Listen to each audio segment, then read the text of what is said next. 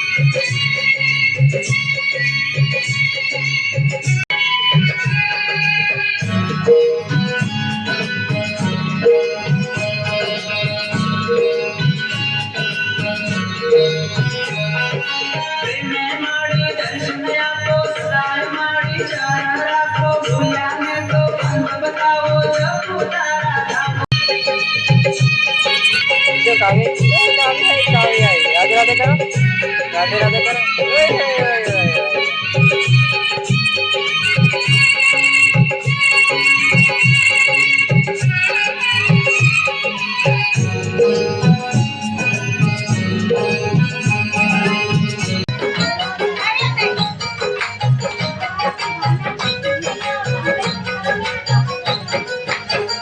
રવિવારે લાપસી કરજો રે દશામાને કાળ કરજો રે.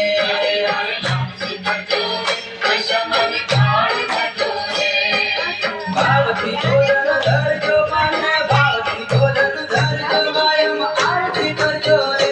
રવિવારે લાપસી કરજો રે દશામાને કાળ કરજો રે.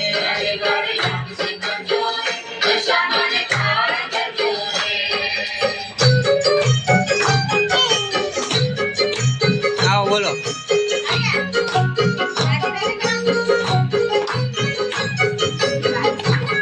આમ કતો ખાય આમ.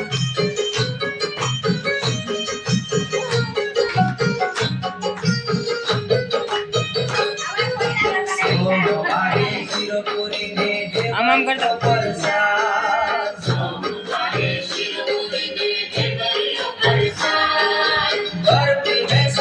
જો એક આવે ક્યાં એક આવે.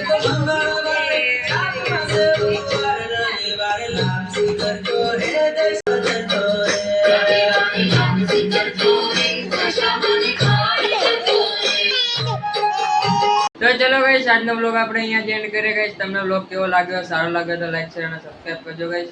આવા નવો વિડીયો જોવા માટે અમારી ચેનલ સબસ્ક્રાઇબ કરજો ગાઈસ. તો તમને દશામાના બ્લોગ્સ કેવા લાગે છે, સારા લાગતા હોય તો કોમેન્ટ્સમાં જે દશામાં જરૂર જણાવજો. તો ચલો મળીએ બીજા બ્લોગ. બાય.